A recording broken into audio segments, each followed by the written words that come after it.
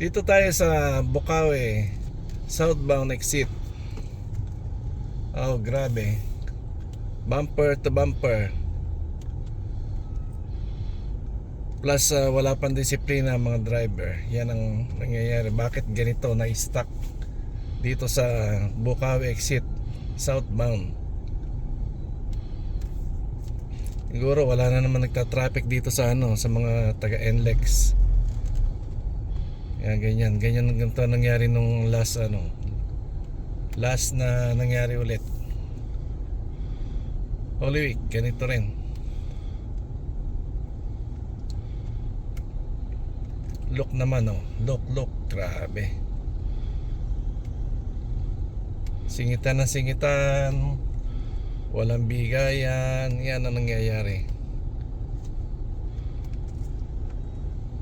Walang respetuhan dito sa kalsada. Gusto lang lahat makadaan dito.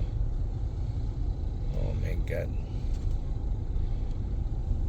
Okay guys, thank you for watching.